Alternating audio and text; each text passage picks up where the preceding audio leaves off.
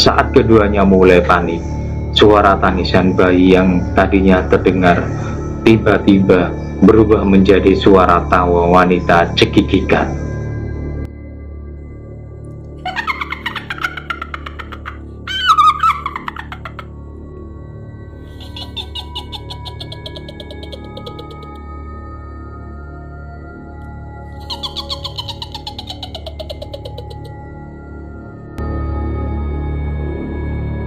Karena kaget, kedua orang itu pun tanpa pikir panjang langsung berlari ketakutan meninggalkan tempat itu tanpa memperdulikan motor masing-masing. Pemilik toko yang sedang menutup pintu tokonya pun terheran melihat kedua orang yang dikenalnya berlari ketakutan dari tempat itu. Saat pintu toko hampir tertutup, dari dalam toko, si pemilik toko sempat melihat penampakan sesosok wanita berambut panjang sedang menggendong bayi, berdiri di pinggir area bekas pagar yang dibongkar.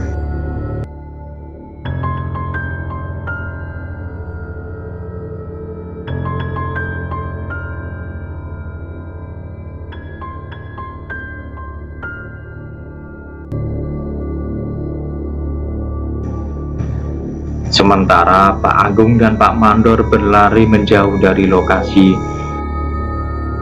dan akhirnya tiba di depan sebuah musola. Beberapa orang yang hendak menunaikan sholat maghrib melihat keduanya dengan keheranan. Kedua orang itu terlihat ngos-ngosan dan terduduk di emperan musola.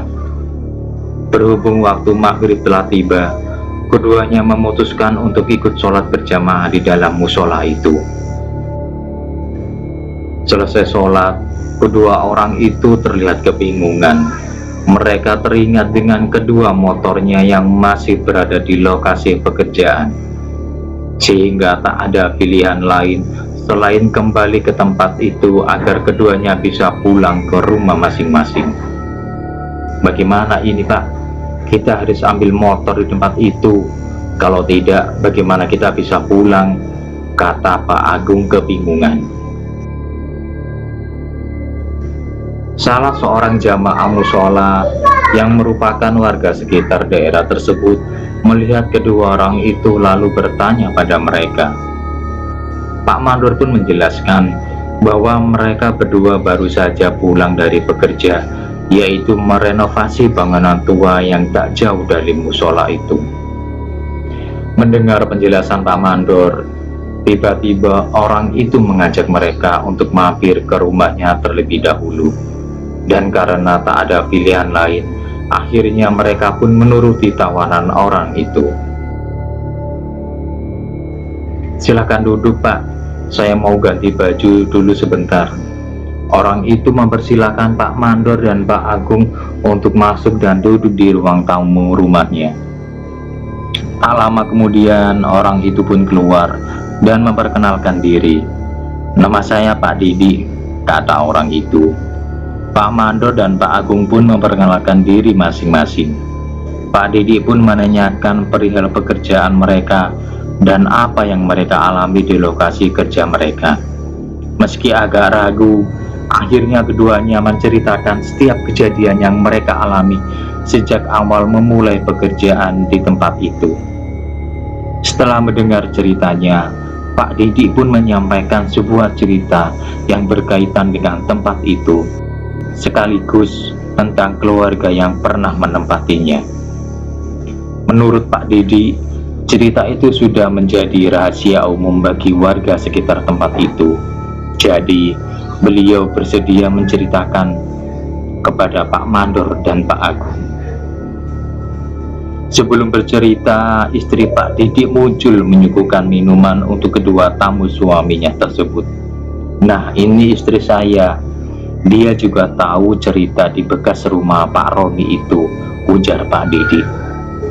Istri Pak Didi pun ikut duduk di ruangan itu dan membahas ceritanya. Malam itu pun Pak Agung dan Pak Mandor akhirnya mengetahui sejarah kelam yang terjadi di rumah itu. Awalnya Pak Roni dan seluruh keluarganya tinggal di dalam rumah itu. Menurut cerita Pak Didi, Pak Roni mempunyai seorang anak perempuan yang masih remaja. Bahkan menurut Pak Didi, dulu anak Pak Roni dan istrinya cukup mengenal dan berhubungan sangat baik. Suatu ketika ada hal yang memalukan terjadi di keluarga itu. Anak Pak Roni tersebut hamil di luar nikah. Sayangnya, kehamilan anak itu baru saja diketahui saat usia kandungannya sudah berumur hampir 7 bulan. Postur tubuh anak Pak Roni memang kecil, membuat orang lain tak menyadari bahwa dia tengah hamil. Pak Roni pun akhirnya mengetahui kehamilan anaknya tersebut, dan Pak Roni sangat marah dan malu hingga hampir membunuh putrinya sendiri. Untungnya hal itu tak sampai dilakukan, dengan sebuah konsekuensi yang kemudian menjadi alasan mereka pindah dari rumah itu. Pak Roni memaksa anaknya untuk menggugurkan kehamilannya itu. Dengan dibantu oleh seorang dukun pijat, hampir tak ada yang mengetahui cerita pengguguran itu.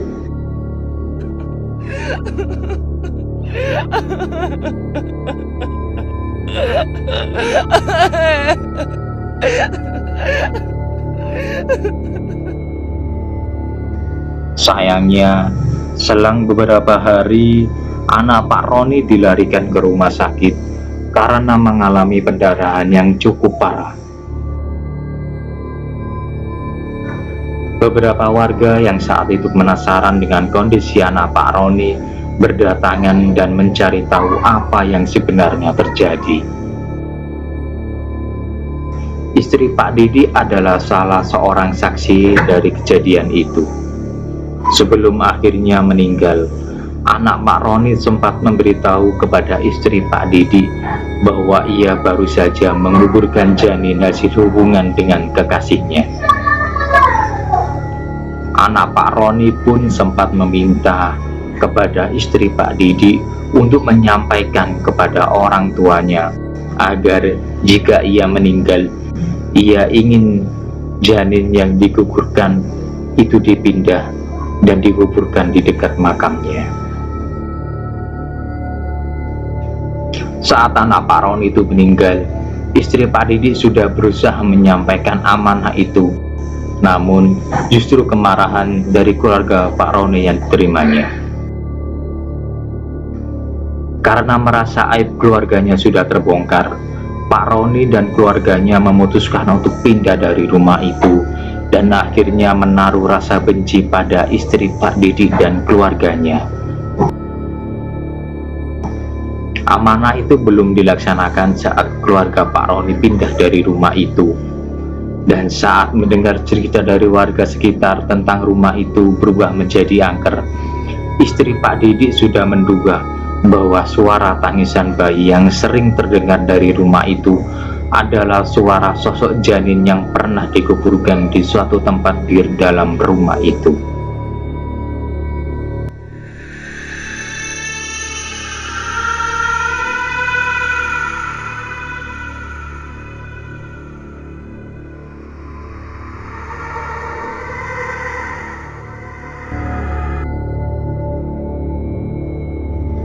Apa yang disampaikan Pak Didi membuat Pak Agung semakin merinding. Namun berbeda dengan Pak Mandor, tak ada rasa takut tergambar dari raut wajahnya. Justru Pak Mandor terkesan begitu penasaran saat Pak Didi sedang bercerita. Sepertinya Pak Mandor sudah sedikit tahu perihal ada kuburan janin di lokasi rumah itu. Tapi ia baru mengerti janin siapa yang dikuburkan di bekas rumah yang terbengkalai itu dari cerita yang disampaikan oleh Pak Didi. Pak Mandor sepertinya mendapatkan versi lain dari cerita tentang rumah itu. Istri Pak Didi pun menambahi ceritanya. Sekitar 1 tahun setelah kepindahan Pak Roni dan keluarganya, Istri Pak Didi pernah beberapa kali melihat penampakan dari anak Pak Roni di sekitar rumah tersebut.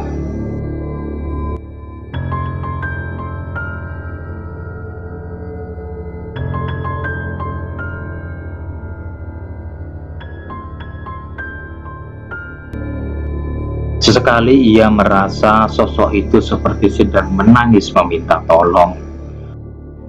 Pernah juga sosoknya terlihat sedang menggendong bayi berjalan-jalan di sekitar rumah itu.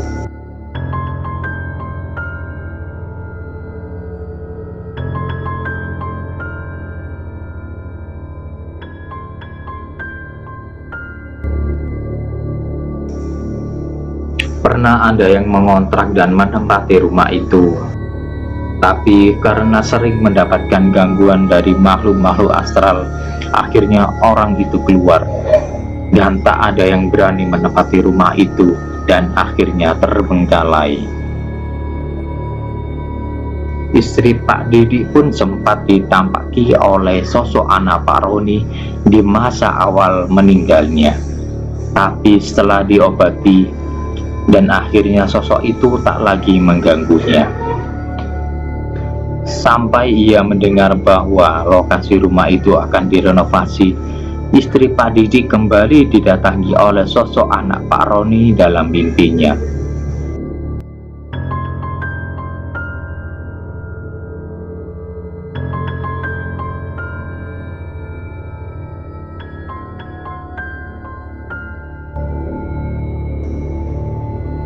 Tak terasa azan Isya pun tiba. Mereka bersiap ke musola, dan setelah itu rencananya mereka akan kembali mendatangi lokasi itu untuk mengambil motor yang masih berada di sana. Setelah melakukan sholat Isya, Pak Mandor, Pak Agung ditemani dengan Pak Didi menuju ke lokasi rumah tua tersebut. Sesampainya di sana, ternyata sudah ada Pak Roni dan beberapa orang yang berkumpul di depan rumah tua tersebut. Ini dia orangnya datang, celetuk Pak Roni yang melihat kedatangan Pak Mandor dan Pak Agung. Namun, raut wajahnya tiba-tiba berubah saat melihat kedua orang itu datang bersama Pak Didi. "Mau apa kamu kesini? Sudah, tak usah ikut campur, pulang saja," ucap Pak Roni kepada Pak Didi. "Saya hanya mengantar bapak-bapak ini. Mereka tadi ketakutan," jelas Pak Didi. Pak Didi belum sempat meninggalkan tempat itu saat seseorang keluar dari lokasi itu. Terlihat orang itu tengah membawa sebuah cawan cukup besar yang terbuat dari tanah liat. Pak Agung hanya mengira bahwa apa yang ada di dalam cawan itu adalah bekas janin yang pernah dikubur di lokasi itu. Ia pun bingung, apa mungkin janin yang sudah terkubur selama bertahun-tahun itu masih menyisakan bagian tubuhnya. Lalu darah yang keluar dari dalam tanah itu sudah pasti bukan darah si jabang bayi. Lalu darah apa?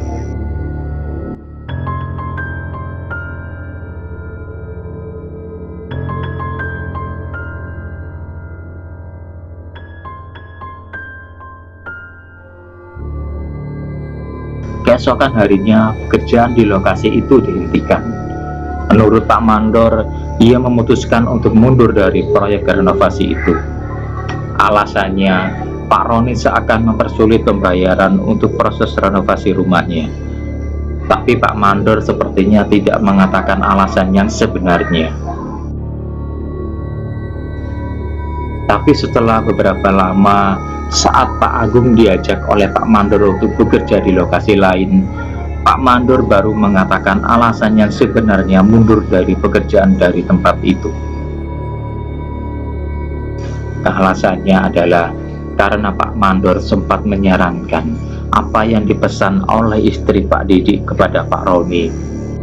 Karena tersinggung, akhirnya Pak Roni memutus kerja dengan Pak Mandor. Dan beberapa hari setelah pekerjaan itu dihentikan, Pak Mandor mendapatkan kabar dari Amin, tukang yang pertama kali menemukan darah di area rumah tersebut. Setelah kejadian itu, hampir setiap malam Amin terus ditemui oleh sosok perempuan muda yang menanyakan bayinya. Entah apa maksudnya, perempuan itu seakan terus meminta tolong dicarikan keberadaan bayinya.